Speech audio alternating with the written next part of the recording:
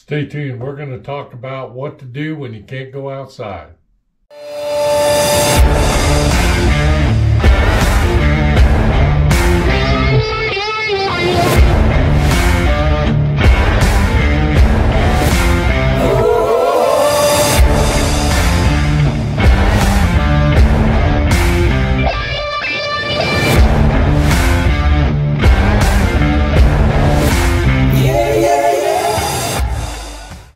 Hey, welcome back. All About Fishing with Big Kev. Hey, wanted to talk to you, kind of give you an idea of what I do when, it's just not going to work out to go fishing in the wintertime. Either it's too cold, snow, ice, whatever it is. But it's a good time to do your maintenance on your equipment. And if you haven't done maintenance on your equipment, I suggest that you do it. And I'm going to kind of explain what I do on my equipment. So I want to start with reels. And on my reels, I'll take all the line off of them and dispose of it properly in a recycling bin. But then I also take the time to check all these little screws to make sure they're tight. I take the time to lubricate the gears as needed. I also lubricate the level line worm gear. I'll talk to you about that here in a sec. And then when I do my line, I also do a decal on the bottom. I kind of put the date, the weight of the line, and the brand of the line. That way, when I'm dealing with this, I can look, it was back in January of 24, I put 30-pound big game line on, Berkley Big Game. So I put that on the foot of the reel. Of course, when it sits on the pole, it doesn't, it's out of sight, out of mind, and it's always there and kind of protected from the water. So I use a little thin Sharpie, little thin tip Sharpie and a piece of painter's tape, and mark that on there. So all my reels, here's a bait caster I did. So all my reels get a new line, the date on them. This is a brand new reel, so I didn't grease it. But when I grease my stuff, here's what I do. I've got a little container of basic grease. And this is a NLGI 1 grease, so it's a little thinner base grease than your basic wheel bearing grease, NLGI 2 grease. So this is an NLGI 1, it's a little thinner. So I take grease in a little tub like that, but I also use, you go to, Walmart, Hobby Lobby, wherever you want to go, got these little paint brushes, and that allows me to take the grease and just dab it in where I want it. And I do a clean application instead of packing it in with your finger.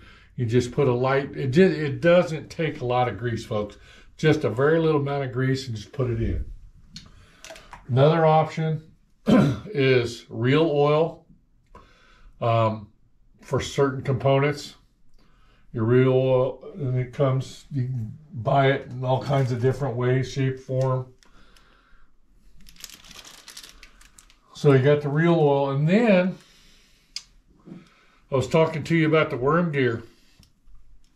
Right here, the worm gear that keeps your level line as you reel.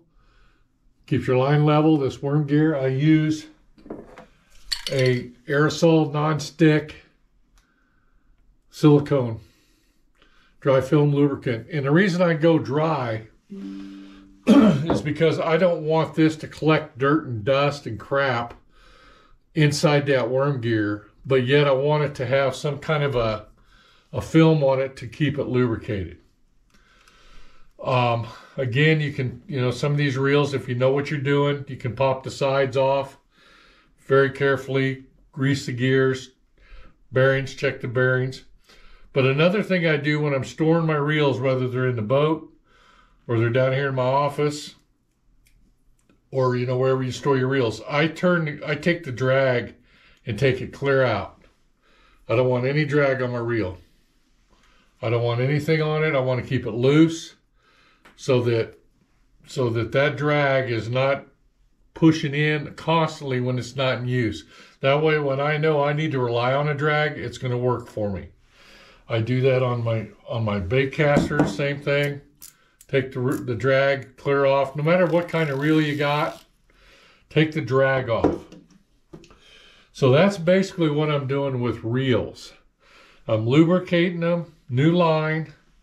Again, I mark what is on it and the date. Excuse me. And then I clean them. Q-tips are your friends. I use just a basic aerosol glass cleaner, shoot it on the Q-tip, and then kind of dab it in and clean them up, or a paper towel.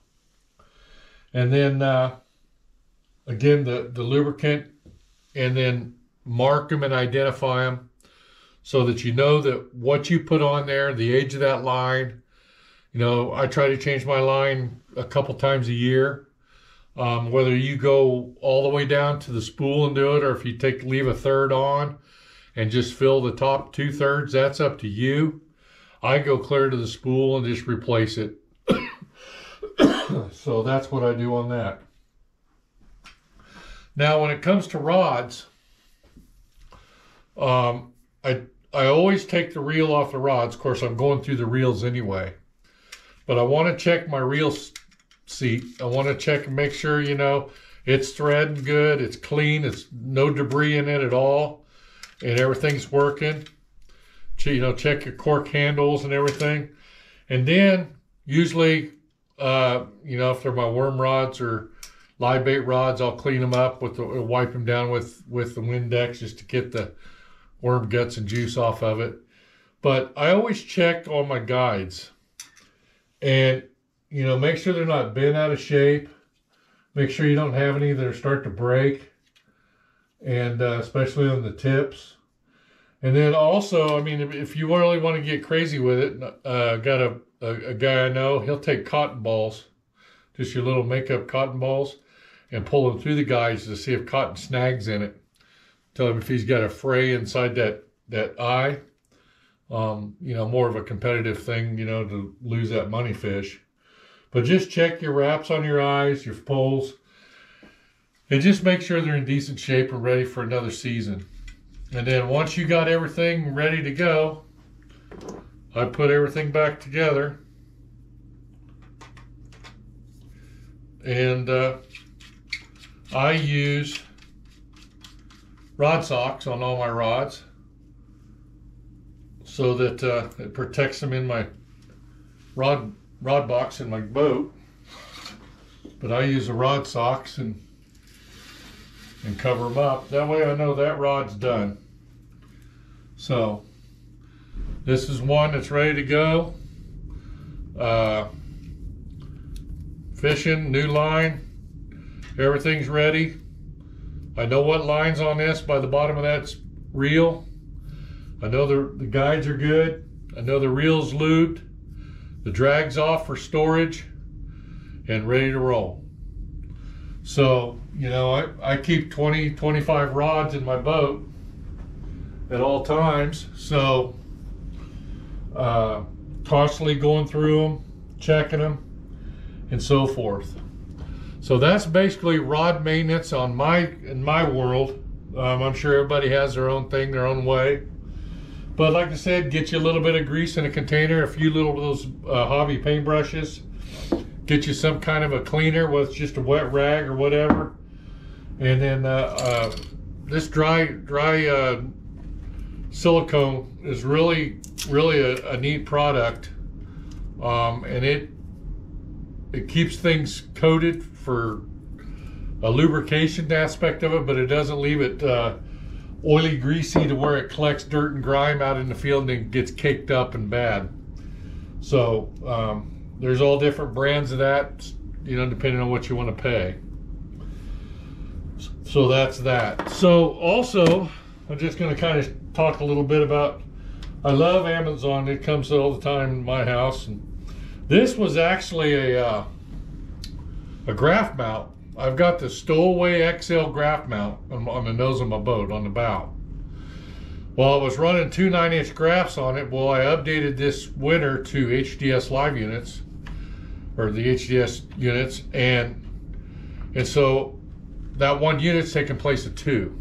So I got an extra graph mount. So I thought, well, what can I do to make that useful? Well, I first took it off because I thought, well, I'm not going to need it. But then I seen this little little tool holder. It's magnetic and holds them in there. These are magnets. So I went ahead and bolted it on there, and I'm going to put that up there on the bow. It'll be a couple feet off the floor right there by my graph. So when I'm on the nose of the boat fishing, I'm going to put another pair of pliers in here. So I'll have that handy right up there off the floor, available for me to use for hook sets and other things. So I thought that was kind of a neat deal. So that just came in. And then, talking to the Lund guys, the radios that come on the Lund, basically mine, I'm not looking for a high-powered stereo or anything, just mainly background noise, a little bit of radio for the weather or something like that. But the antenna that comes with those radios is just a wire. And you get out on a lake, your radio is basically a Bluetooth machine at that point. So I found this antenna. It'll go at 90 degrees or straight up and down, whatever.